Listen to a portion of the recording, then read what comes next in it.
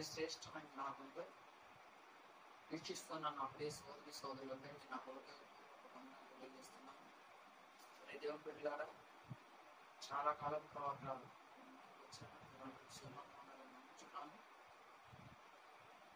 కొద్ది మాటలు దేవుని మాటలు మీతో పంచుకోవాలని ఆశపడుతున్నాను.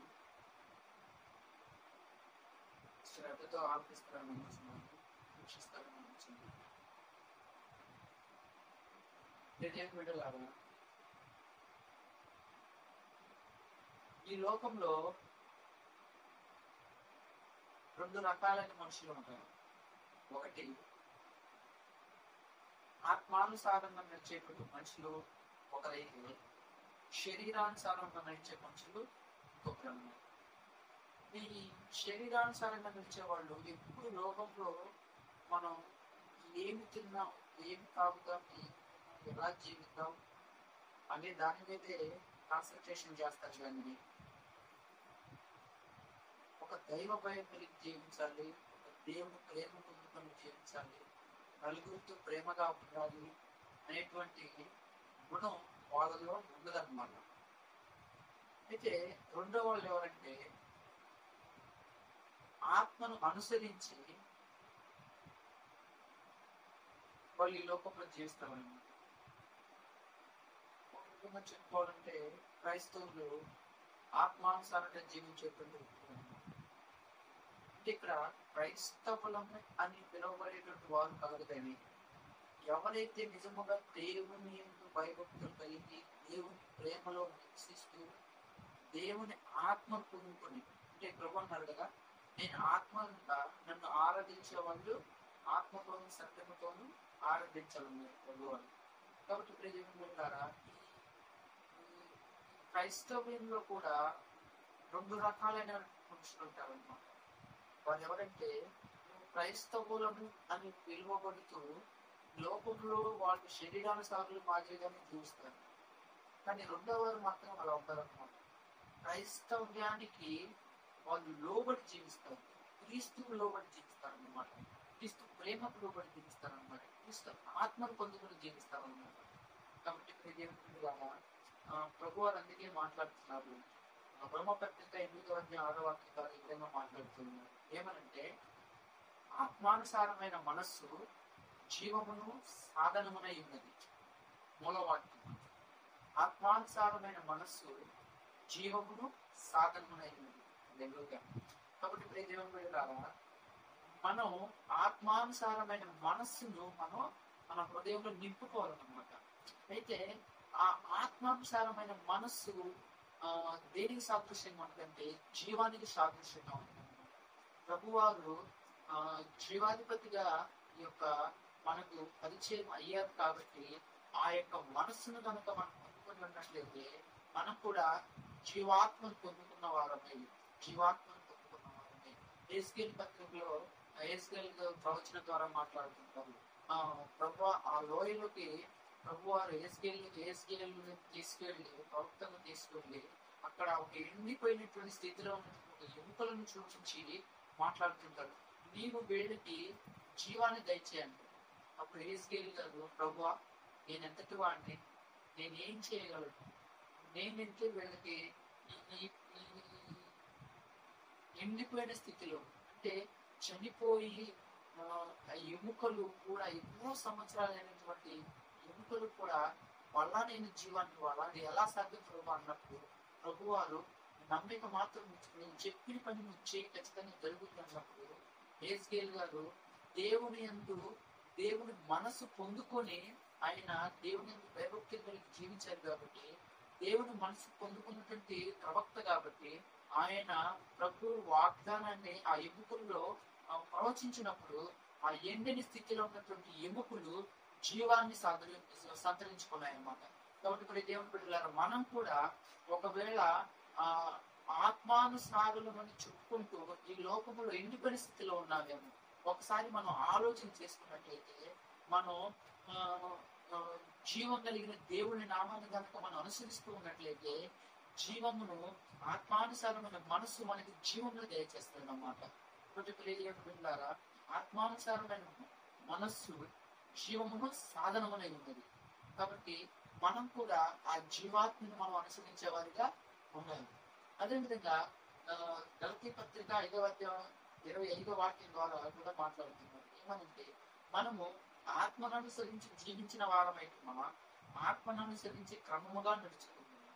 కాబట్టి దేవుని బిడ్డలారా, మనం ఆత్మ పొందుకుంటే సరిపోదండి, ఆత్మకు అనుగుణంగా మనం అడుగులు మనం ఉండాలన్నమాట. కాబట్టి దేవుని బిడ్డలారా, మనం జీవించేటువంటి కొద్ది జీవితం కూడా మనం దేవుని యందు భయభక్తులు కలిగి కనుక మనం జీవించినట్లయితే ఆయన ఇచ్చేటువంటి కృపను మనం కోరుకోవడానికి అర్హులం అనమాట. కాబట్టి మనం ఆత్మను అనుసరించి క్రమంగా నడుచుకోవాలి, అక్రమంగా కాదు కానీ క్రమంగా నడుచుకోమని బైబిల్ గ్రంథం సెలవిస్తా ఉంది అన్నమాట. కాబట్టి ఏమిటిలాగా మనం జీవాత్ముడైన ప్రభుని మనం అనుసరించి కనుక జీవించినట్లయితే మన క్రమంగా నడుచుకుంటాం, అక్రమంగా నడుచుకోండి, క్రమంగా నడుచుకుంటాం. ఏ విషయంలోనైనా ప్రభు ఎదురు సాగిలు పడతాం అనమాట. ఏ విషయంలో ప్రభుని అడుగుతాం అనమాట. ఈ లోకం కోసం ఆలోచించాం, ఈ లోకంలో ఉన్న మనుషుల మీద మనం ఆధారపడతాం, దేవుని మీద ఆధారపడతాం అనమాట. కాబట్టి దేవుని లాగా మనం ఆత్మను అనుసరించి జీవించాలి, ఆత్మను అనుసరించి క్రమంగా నడుచుకోవాలన్నమాట. అదేవిధంగా గలతీ పత్రిక 5వ అధ్యాయం 19వ వాక్యం కూడా ఈ విధంగా ఉంది. శరీర కార్యములు స్పష్టమై ఉన్నది, అవేమనగా జారత్వము, అపవిత్రత, కామత్వము. కాబట్టి దేవుని బిడ్డలారా, మనం ఈ యొక్క శరీర కార్యాలకు దూరంగా ఉండాలని ప్రభు మాట్లాడుతున్నారు. అవేమంటే జారత్వము, అపవిత్రత, కామత్వము. కాబట్టి ఇప్పుడు ఏమిలాగా మనం ఈ 3 కనుక విసర్జించామంటే ప్రభు ఆత్మ మనలో జీవిస్తూ ఉందన్నమాట. కాబట్టి మనం జీవించాల్సింది యెహోవాకు సంబంధమైన ఆశల కొరకు, శరీర కోరికల కొరకు కాదు, కానీ ఆత్మ సంబంధమైన జీవం కలిగిన దేవుని ప్రేమను కనుక మనం పొందుకుని జీవించినట్లయితే వీటన్నిటిని మనం విసర్జిస్తాం అనమాట. దేవుని అంటే మంచి మనలో ఉన్నప్పుడు చెడుని మనం వ్యతిరేకిస్తాం. కాబట్టి జీవం కలిగిన దేవుని మనసు మంచి, కాబట్టి ఆ మంచిని మనం తీసుకొని ఈ యొక్క చెడుని మనం వదిలేద్దాం అనమాట. కాబట్టి దేవుని ద్వారా వాక్యం వాక్యం అనేది జీవింపు చేస్తున్నాం. అంటే అక్షరము జీవింపు చేస్తున్నాం. ఆయుధం చంపుది కానీ అక్షరం జీవింపు చేస్తున్నాం. ఆ అక్షరం ఎవరు తెలుసా? మన పొరబైన దేవుడైన యేసయ్య. కాబట్టి దేవుని ద్వారా మనం ఈ శరీర కార్యాలన్నిటిని కనుక మనం విసర్జించి జీవాత్ముడైనటువంటి ప్రభుని కనుక మనం అనుసరించినట్లయితే మనం ఈ లోకంలో ఆత్మానుసారమై జీవిస్తాం అన్నమాట. ప్రభు ఇచ్చేటువంటి ఆశీర్వాదాలు మనం పొందుకోవడానికి సిద్ధంగా ఉంటాం అన్నమాట. కాబట్టి దేవులారా, ఈ ఇహలోక సంబంధమైనటువంటి శరీర కోరికలన్నింటినీ తీసివేయాలని మనం ప్రభువుకి వేడుకోమని, ప్రభువును ప్రార్థిద్దాం, వాటన్నిటిని విసర్జిద్దాం. కాబట్టి అతి రీతిగా మన జీవితం అనేది ఉండాలన్నమాట. అదేవిధంగా రోమపత్రిక 8వ అధ్యాయం 13వ వాక్యం ద్వారా మీరు శరీరానుసారంగా ప్రవర్తించిన కదా చావవలసిన వారే ఎందుకు కానీ ఆత్మ చేత శరీరం ప్రియులను చంపునేలా జీవించదు. ప్రభు అందుకే మాట్లాడుతున్నారు. మనం ఒకవేళ ఈ లోకంలో కనుక శరీరానుసారులుగా జీవిస్తే ఏదో ఒక రోజు ఖచ్చితంగా మనం మరణించే స్థితిలో ఉంటాం. కానీ ఆత్మ చేత ఈ శరీర క్రియలను కనుక మనం విడిచివేసినట్లయితే మనం జీవం కలిగిన దేవుని ఒడిలో మనం జీవిస్తాం అనమాట. కాబట్టి దేవుని ద్వారా మన శరీర కోరికలు అనేవి మనం తుంచివేయాలన్నమాట, వాటన్నిటిని నరికి వేయాలన్నమాట. అందుకే ఫలింపని ప్రతి తీగ నరికి అగ్నిలో వేయబడుతుందని చెప్పేసి స్వయంగా మాట్లాడారు. కాబట్టి మనం ఎన్ని పరిస్థితుల్లో ఉండకుండా జీవించేటువంటి పచ్చగా మన జీవితం ఎప్పుడు ఎదుగుతూ నీటి కాలువల యొక్క నాటబడినట్టు చెట్టు ఏ విధంగా ఎదుగుతూ పచ్చగా ఒక ఫలములు ఇచ్చేటువంటి చెట్టుగా ఉంటుందో మన జీవితం కూడా అట్టి విధంగా ఉండాలంటే మనం ప్రభువుని అనుసరించాలి, ప్రభువులో జీవించాలి, ప్రభు వాక్యాన్ని గైకొనాలి, ప్రార్థన చేయాలి, జీవ పరిశుద్ధ గ్రంథాన్ని మనం ప్రతిరోజు చదివే వారంగా ఉండాలన్నమాట. కాబట్టి దేవుని ద్వారా మనం ఆత్మానుసారమై జీవించాలి. అది ఎంతైనా అవసరం. కాబట్టి దేవుని బిడ్డలారా, చివరిగా గలతీ పత్రిక 5వ అధ్యాయం 22వ వాక్యం. అయితే ఆత్మఫలం ఏమనగా ప్రేమ, సమాధానము, క్షమించాలి. అయితే ఆత్మఫలం ఏమనగా ప్రేమ, సంతోషము, సమాధానము, దీర్ఘశాంతము, దయాళత్వము, మంచితనము. కాబట్టి మనం ఎప్పుడైతే దేవుని ప్రేమను కనుక మనం అనుసరిస్తూ జీవిస్తామో, ఈ విధమైనటువంటి ప్రేమ, మంచితనము, ఆశానిగ్రహము, అదేవిధంగా దయాళత్వము, నలుగురికి మంచి చేయాలి, నలుగురి కోసం ప్రార్థించాలి, నలుగురికి మనం సహాయం చేయాలి, నలుగురితో మనం సంతోషంగా ఉండాలి, నలుగురితో మనం ప్రేమగా ఉండాలి అనేటువంటి కృప దేవుడు మనకి అనుగ్రహిస్తాడనమాట. ఎప్పుడు అనుగ్రహిస్తాడంటే ప్రభు ఆత్మను గనుక మనం పొందుకున్న వారం అయితే అటు కృప మనకు దేవుడు అనుగ్రహిస్తాడనమాట. కాబట్టి ప్రియ దేవుని బిడ్డలారా, చివరిగా ఎఫ్ఎస్సి 5:9 కనుక మనం ఒకసారి చూసినట్లయితే, ఎఫ్ఎస్సి పత్రిక 5వ అధ్యాయం 9వ వాక్యం.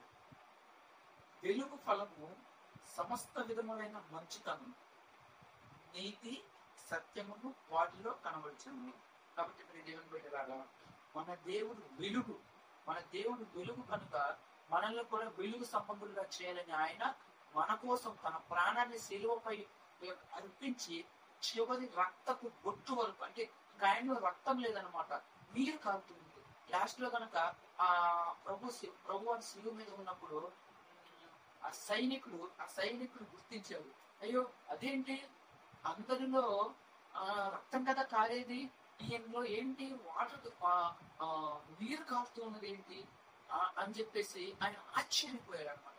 అందుకే ప్రభు వాక్యం సెలవిస్తాం, చివరి రక్తపు బొట్టు వరకు ఆయన మన కోసమే పాటుపడ్డాడు అనమాట. ఇంకా ఆయన రక్తం లేదు, నీరు మాత్రమే వస్తుంది బయటికి. కాబట్టి ప్రియ దేవుని బిడ్డలారా, అలాంటి గొప్ప త్యాగం చేసినటువంటి మన ప్రభువుకి మనం ప్రేమగా ఉండాలి, మనం ప్రేమతో నడవాలి, ప్రభువుని మనం అనుసరించాలన్నమాట. ప్రభు ఎంత గొప్ప దేవుడు అంటే, మనం సచ్చిన స్థితిలో ఉన్నప్పుడు మనల్ని మన కోసం తాను చనిపోయి పునరుద్ధానుడి తిరిగి లేచి మనల్ని కూడా పునరుద్ధాన జీవాన్ని మనకి అనుగ్రహించడానికి ఆయన సిద్ధంగా ఉన్నాడు. పునరుద్ధాన ఆత్మచేత మనల్ని ఆయన సజీవునిగా లేవనెత్తాడు. కాబట్టి ప్రియదేవుని బిడ్డలారా, ఇహలోక సంబంధమైన జీవితాన్ని కనుక మనం వదిలివేసి ప్రభు సంబంధమైన జీవితాన్ని, అంటే ప్రభువులో మనం జీవించినట్లయితే, ప్రభువులో జీవించాలంటే ఏం చేయాలి? డైరెక్ట్ గా వెళ్ళి మనం ప్రతిరోజు నలుగురికి మంచి చేసి, ప్రతిరోజు చర్చికి వెళ్ళినా, లేకపోతే ప్రతి ఆదివారం చర్చికి వెళ్ళినా, లేకపోతే చర్చిలో ఎంత పని చేసినా ఏం చేసినా కానీ ఉపయోగం ఉండదు. అయితే ప్రభుని మనం మనలో ఆయన ఆత్మను పొందుకోవాలంటే మనం ఏం చేయాలంటే బాప్తిస్మం పొందాలి. కాబట్టి ప్రియదేవుని బిడ్డలారా, బాప్తిస్మం కనుక తీసుకోకుండా మనం ఎంత మంచి పనులు చేసినా కానీ అవి పొయ్యిలో పోసినటువంటి పన్నీరు లాగా ఉంటది, కానీ అవి దేనికి ఉపయోగపడేటువంటి ద్రవంగా తయారవుతుంటది అనమాట. కాబట్టి ప్రియదేవుని బిడ్డలారా, మనం ప్రభువులో జీవించాలంటే మొట్టమొదటిగా మనం బాప్తిస్మం తీసుకోవాలన్నమాట. బాప్తిస్మం తీసుకొని ఎలా తీసుకోవాలి? బాప్తిస్మం ఫస్ట్ దేవుడి గురించి వినాలి, తర్వాత నమ్మాలి, తర్వాత ఆచరించాలి. అప్పుడు తండ్రి, కుమార, పరిశుద్ధాత్మ నామంలో ఈ యొక్క త్రియేక దేవుని నామంలో మనం బాప్తిస్మం పొందాలన్నమాట. బాప్తిస్మం పొంది అప్పుడు మనం దేవుణ్ణి అనుసరించి ఆయనలో మనం ఇంకా ఇంకా ఇంకా ఇంకా పరిపక్వం పొందాలన్నమాట.